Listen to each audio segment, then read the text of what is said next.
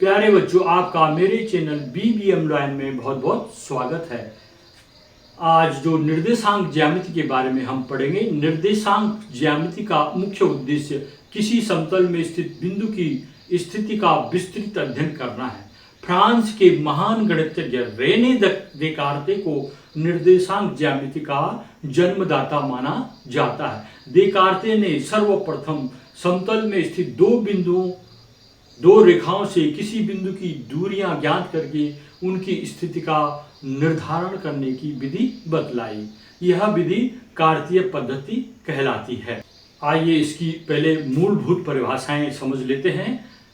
उस समतल में जिसमें स्थित किसी बिंदु की स्थिति ज्ञात करनी होती है, उसमें दो परस्पर लंबवत रेखाएं खींचती हैं। इन रेखाओं को समकोणिक निर्देशांक कहते हैं। मूल बिंदु समकोणिक निर्देशांकों के प्रतिच्छेद बिंदु को मूल बिंदु कहते हैं। ये समकोणिक निर्देशांक हैं। ये दो लंबवत रेखाएं हमने परस्पर खींची हैं। यहाँ पर ये 90 डिग्री का एंगल होगा प्रत्येक तरफ से। इसके प्रतिच्छेद बिंदु को क्या कहते हैं? मूल बिंदु कहते हैं। इसके प्रतिच्छेद बिंदु को कहते हैं मूल बिंदु।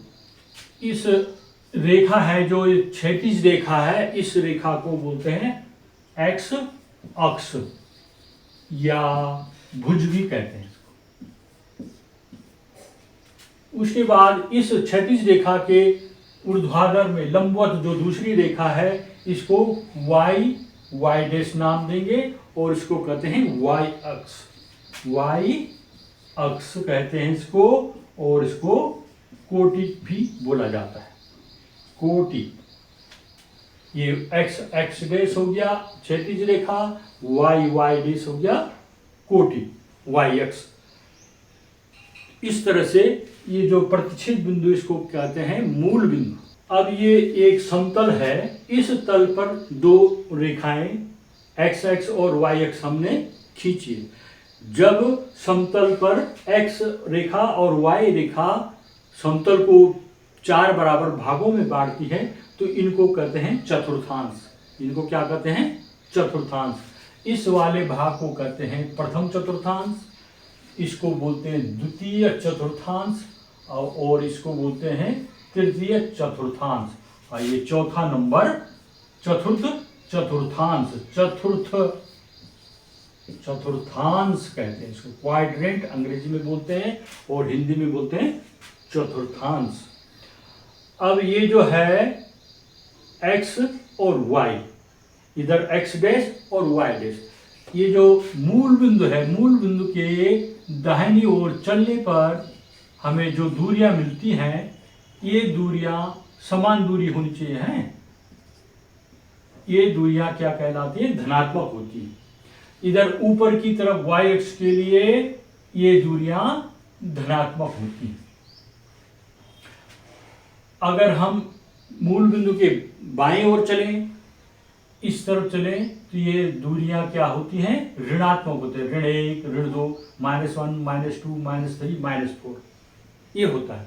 और नीचे जैसे ऊपर में धनात्मक हुई और नीचे में ऋणात्मक हो जाएंगी।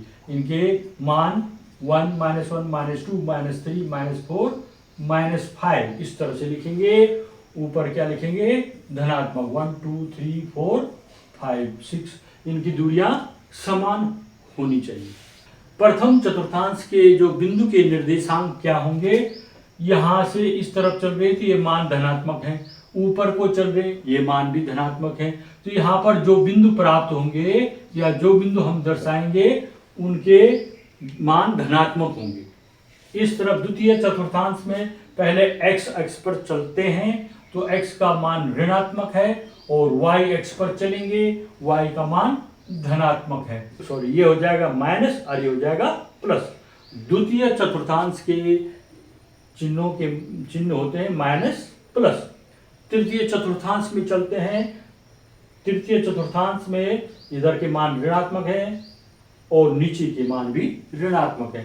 तो दोनों ऋण हैं, दोनों माइनस माइनस चतुर्थ चतुर्थांश में चलेंगे, पहले एक्स अक्ष पर चलते हैं, एक्स का मान इधर धनात्मक है, फिर वाई अक्ष पे नीचे चलते हैं, वाई का मान ऋणात्मक है। तो चतुर्थ चतुर्थांश के बिंदु के निर्देशांक प्लस माइनस होंगे। इस तरह से ये हमको मूलभूत इनकी जानकारियां होनी चाहिए। अब यहाँ पर जो ये मूल बिंदु है, ये शुरू हम शून्य से शुरू करते हैं, इधर 1 2 3 4 जाने के लिए शून्य से शुरू करते हैं, -1 -2 जाने के लिए।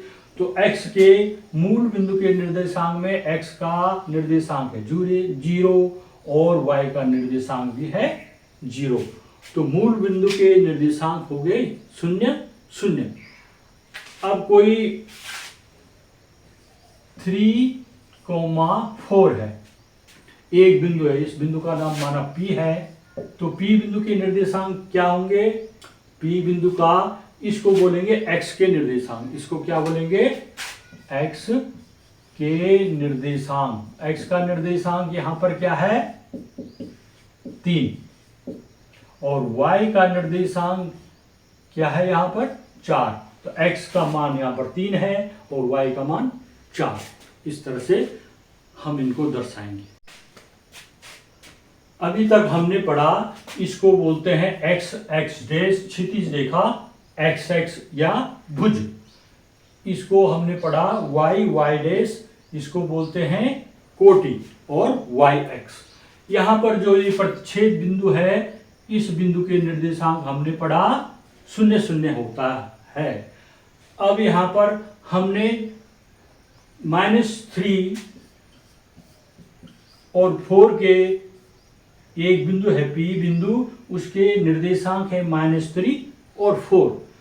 निर्देशांक इसमें क्या बताया हमने? जो पहला होता है वो x के निर्देशांक होते हैं, जो दूसरा पद होता है वो y के निर्देशांक होते हैं। तो x है यहाँ पर -3 और y है 4। यहाँ पर दर्शाना है x, यह है x रेखा भुज, इसमें -3 लिखा हुआ है यहाँ पर। तो यहाँ से माइनस के इधर होते हैं -1 -2 -3, तो -3 यहाँ पर हो गया x।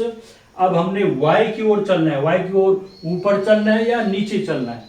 जब धनात्मक हो मान तो हमको ऊपर चलना है, यहाँ पर ऋणात्मक मान होता तो y में हमने नीचे को चलना है। x में अगर धनात्मक मान हो तो दाहिनी ओर चलना है, अगर ऋणात्मक मान हो तो बाईं ओर चलना है, ये ध्यान रखना है। तो ये -3 तो ये हो गया x का मान, और 4 है, ये 4 कहां पर होगा? 1 2 3 4 यहां पर होगा। अब इसको कैसे दर्शाना है? इसके लिए आपके पास स्केल होगी, इसके लिए आपको स्केल से समांतर रेखा खींचनी। -3 है, -3 के ठीक ऊपर यहां हमने 4 लिया, 1 2 3 4। ये 4 बिंदु है y अक्ष पर, 4 रेखाओं तक चले हम। यहाँ 3 है, तो 3 के सीध में यहाँ पर हमने ऐसी रेखा पेंसिल से खींच देनी है, ये पेंसिल से खींच दी। उसके बाद अगर ये रेखा आगे बढ़ी तो रबर से मिटा दीजिए, और ये जो -3 है उसको यहाँ मिला दीजिए। इस तरह से जो ये बिंदु होगा, इस बिंदु के मान क्या हो गए? x, पहले x को लेते हैं, x है यहाँ पर -3 और y है यहाँ पर 4, तो इसके मान क्या हो गए? -3 और 4। ये P बिंदु के निर्देशांक हमने कार्तीय तल पर इस तरह दर्शाना है। तो आपको बिंदु के निर्देशांक हो तो ये पता चल गया है x किसको कहते हैं, y किसको कहते हैं। बिंदु को ये निर्देशांक को चतुर्थांश में कैसे दर्शाना है? समतल में ये जो -3 किधर होता है? x में हम इधर चले गए नेगेटिव के लिए, और y में धन के लिए ऊपर चलना है। तो जहां पर ये दोनों बिंदु मिलेंगे, वह दोनों रेखाएं मिलेंगी, वह बिंदु P के निर्देशांक होंगे। और उसके फिर यहाँ पर उसके मान इस तरह से लिख देने हैं, कोऑर्डिनेट हो गया इस तरह। तो ये आपकी समझ में अच्छी तरह से आ गया होगा। प्यारे बच्चों, निर्देशांक ज्यामिति कक्षा 9 का तीसरा चैप्टर है और कक्षा 10 का ये 7वां चैप्टर है। कक्षा 9 में जब ये अगस्त माह की मासिक परीक्षा होगी, उसमें इस पाठ से प्रश्न पूछे जाएंगे, तो अच्छे से तैयारी कीजिएगा। कमेंट में ये बताइएगा कि आजकल आपके आपकी कक्षा में कौन सा चैप्टर पढ़ाया जा रहा है। तो उसी तरह से मैं वीडियोस बनाता रहूँ। आइए, हमने इसकी मूलभूत बातें समझ ली हैं, अब इसके नोट्स लिखते हैं। यहाँ पर 4 मुख्य बिंदु है।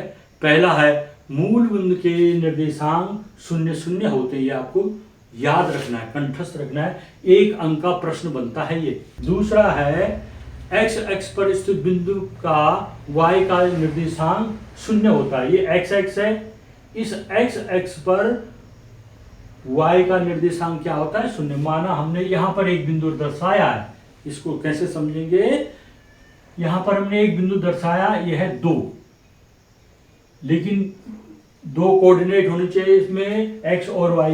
x का मान तो हमने 2 लिख दिया, लेकिन अब y का मान क्या लिखेंगे, तो इसके लिए क्या है y का निर्देशांक 0, क्योंकि हम y में न ऊपर की ओर गए न नीचे की ओर गए, वहीं पर है बिंदु, समाप्त हो गया इसका ऊपर नीचे जाना, तो यहाँ पर ये 0 हो गया। तो P बिंदु के निर्देशांक 2, 0 हो गया, x का मान 2 और y का मान 0। समझ गए इस बात को। इसी प्रकार y अक्ष पर ये 3 लिखा हुआ है मैंने, इसका कैसे होगा, y अक्ष पर स्थित बिंदु में x का निर्देशांक 0 होता है।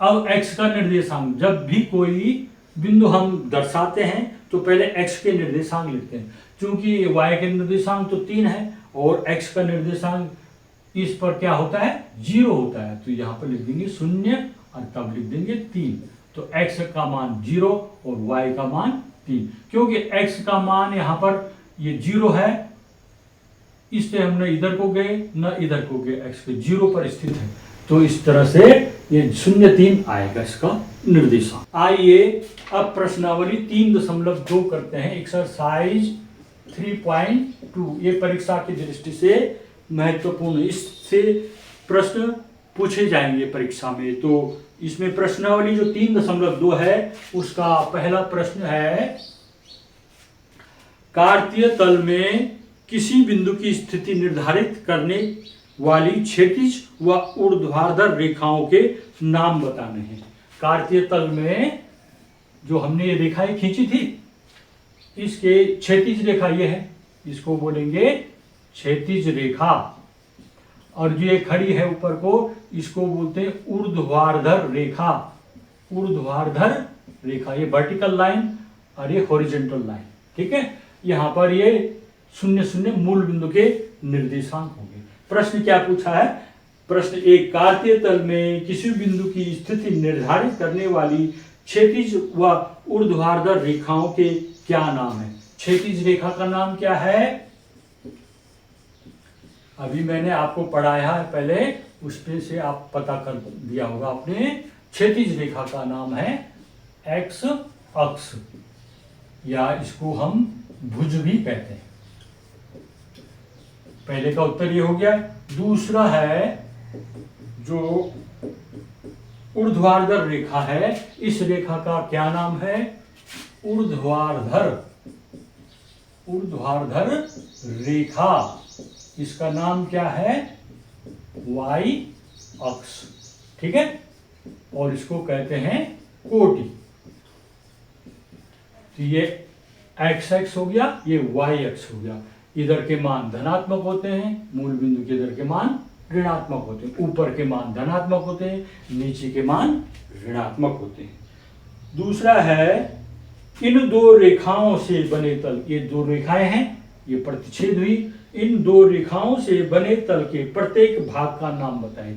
इस भाग को क्या कहते हैं, इसको, इस भाग को और इस भाग को क्या कहते हैं, इनको चतुर्थांश, क्या कहते हैं इनको चतुर्थांश। ये प्रथम चतुर्थांश, ये द्वितीय चतुर्थांश, ये तृतीय चतुर्थांश, ये चतुर्थ चतुर्थांश। इस तरह से प्रश्न 1 के दोनों प्रश्नों के हल हो गए। प्रश्न 1 का थर्ड है, उस बिंदु का नाम बताइए जहां ये 2 रेखाएं प्रतिच्छेद करती हैं। तो ये कई बार प्रश्न आ गया है, उस बिंदु का नाम बताना जो ये 2 रेखाएं प्रतिच्छेद कर रही है, यहां पर कर रही है, इस बिंदु का नाम क्या है बताइए, मूल बिंदु, इसको कहते हैं मूल बिंदु, और मूल बिंदु के निर्देशांक होते हैं 0 0। आइए अब प्रश्न 3 करते हैं। प्रश्न है आकृति देखकर निम्नलिखित के मान ज्ञात कीजिए। यहाँ पर ये आकृति बना रखी है प्रश्न में। इस आकृति को मैंने यहाँ पर आपको बोर्ड के सामने ये बना दिया है।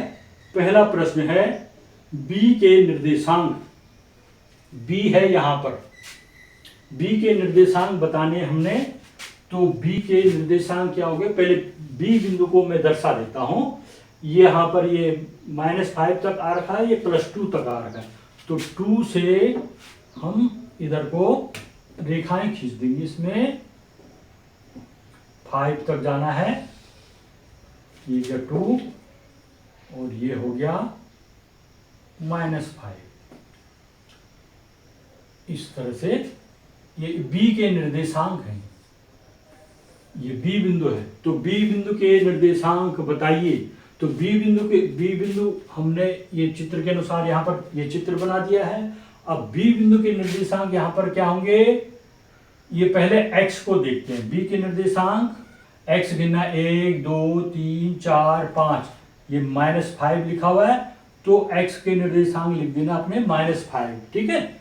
और यहाँ पर 1 2 y के निर्देशांक हैं 2, तो ये हो गया -5 और 2 b के बिंदु के निर्देशांक हो गए। अगला है c के निर्देशांक। यहाँ पर c है ये वाला पोर्शन, 5 और 5 चल रखा है, ये 5 है यहाँ पर और इधर से 5 यहाँ पर है। तो इस तरह से ये हो गया और ये हो जाएगा ऐसे, यहाँ पर हो गया। ये है सी बिंदु के निर्देशांक। अब आप बताइए सी बिंदु के निर्देशांक यहाँ पर क्या है। पहले हमने x को देखना है, x कितना है, यहाँ से 1 2 3 4 5, x का मान हो गया 5 और y है नीचे की ओर, कितना हो गया 1 2 3 4 5 -5। तो सी बिंदु के निर्देशांक हो गए 5, -5। अगला है -3 -5 बिंदु को हमने दर्शाना है।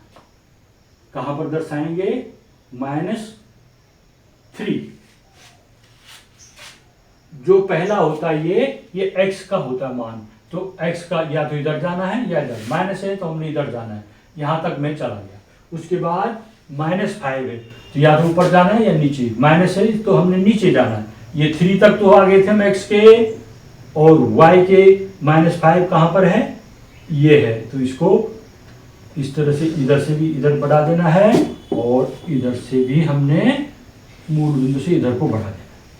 यहाँ पर जो ये बिंदु होगा, इस बिंदु का नाम माना हमने E लिख दिया। इसके निर्देशांक क्या हो गए, पहले x के मान बोलने 1 2 3 -3, फिर y के मान बोलने 1 2 3 4 5 -5। तो E बिंदु के निर्देशांक क्या है, -3 -5। इस तरह से आप बिंदु के निर्देशांक दर्शा दोगे, आपकी समझ में अच्छी तरह से आ गया होगा, ठीक है। अब क्या है, 2 और -4 को अब इसको दर्शाइए। मेरे से पहले ये 2 है, उसके बाद एक -4, तो 4 ये है, तो 2 में हमने ऐसे रेखा नीचे की ओर जाना है और 4 पर हमने इधर की ओर आना है। और ये जो इस यहाँ पर ये है बिंदु, इस बिंदु के निर्देशांक हो, x का मान है 2 और y का मान -4, ये है 2 -4। इस बिंदु के निर्देशांक हो गए। कुछ भी नाम दे दो इस बिंदु का, f बिंदु का हमने नाम दे दिया। अगला है d का भुज बताना है। भुज माने x अक्ष बताना है। d बिंदु यहाँ पर कहाँ पर दर्शा रखा है, ये देखना हमने, d यहाँ पर दर्शा रखा है। तो d है 6 पर और 2 बिंदु ऊपर, 6 पर और यहाँ से 2 बिंदु ऊपर। इस तरह से ये हमने दर्शाना है। यहाँ पर क्या है, x का मान हो गया 6 और y का मान हो गया 2। तो d का भुज, यह है भुज और ये कोटि। पहले वाले को भुज बोलते हैं, दूसरे वाले को कोटि बोलते हैं। पहले वाले को x बोलते हैं, दूसरे वाले को y बोलते हैं। तो d का भुज क्या हो गया, यानी x का मान क्या हो गया 6, भुज का मान आ गया इसमें 6, d का भुज है 6। अब है छठवां प्रश्न, h की कोटि। कोटि मैंने y का मान दिखाना है, h की। h कहाँ पर लिखा है यहाँ पे, इस चित्र में h यहाँ पर लिखा है और हमने कोटि बताना है। तो ये 3 पर आ गया इधर, और ये इस तरह से 5, 3 और 5, -3 और -5, इस तरह से दर्शाना है। और h का क्या बताना है अपने, भुज। h की कोटि लिखा हुआ है, h की कोटि। तो h की कोटि यानी y का मान क्या हो जाएगा यहाँ पे, ये तो x का मान होता है नीचे की ओर, ये y का मान होता है। y का मान यहाँ पर क्या है, -3, यहाँ तक ये लिखा हुआ है -3। ये क्या, y का मान बताने केवल यहाँ पर, बाकी कुछ नहीं लिखना है। तो कोटि का मान हो गया -3। अगला है l के निर्देशांक बताने। यहाँ पर l कहाँ पर लिखा है, l यहाँ पर ये दिखाता है। तो 5वें नंबर पे, y में 5वें नंबर पर यहाँ पे l लिखा है। l के हमें क्या चाहिए, l के निर्देशांक। ये l बिंदु के निर्देशांक क्या होंगे, कौन कौन बच्चे बता सकते हैं कि l के निर्देशांक, ये है सर, क्या क्या है l के निर्देशांक बताइए। l के निर्देशांक, x हम कहीं नहीं जा रहे, ना इधर जा रहे ना इधर जा रहे, लेकिन y हम जा रहे ऊपर 5 तक, तो x कहीं नहीं जा रहे हैं, तो l के निर्देशांक x का मान 0 हो गया। y कितना जा रहे हैं, 5 ऊपर जा रहे हैं, प्लस में जा रहे हैं, तो 0, 5, l के निर्देशांक होंगे 0, 5। ठीक है। लास्ट है m के निर्देशांक। m बिंदु कहां पर है, इस m बिंदु के निर्देशांक बताने हैं। तो निर्देशांक बताने के लिए क्या क्या मालूम होना चाहिए, m के निर्देशांक, x का मान और y का मान, भुज का मान और कोटि का मान। m के निर्देशांक, ये इधर जा रहे हैं, x अक्ष पर जा रहे हैं और बाईं ओर जा रहे हैं, तो माइनस होगा, और अंक है यहाँ पर 3, तो -3 हो गया। y हम न ऊपर जा रहे हैं न नीचे जा रहे हैं, यहीं पर बिंदु स्थित हो गया, तो इसका मान कहीं नहीं जा रहे हैं, तो 0 हो गया। तो m के निर्देशांक होंगे -3, 0। इस तरह से प्रश्नावली 3.2 के प्रश्नों को मैंने अच्छी तरह से आपको समझा दिया है, आप समझ गए होंगे। कमेंट में लिखिएगा जहां पर कोई कमी आपको दिखती है, आपका प्रश्नों का जवाब दिया जाएगा। मेरे चैनल को सब्सक्राइब कीजिएगा। अगर आपको ये वीडियो पसंद आ रही है तो आप वीडियो को लाइक कीजिएगा, कमेंट कीजिएगा और इसको शेयर भी कीजिएगा। अगर आप इस चैनल में नए हैं तो मेरे चैनल को सब्सक्राइब भी कीजिएगा। धन्यवाद।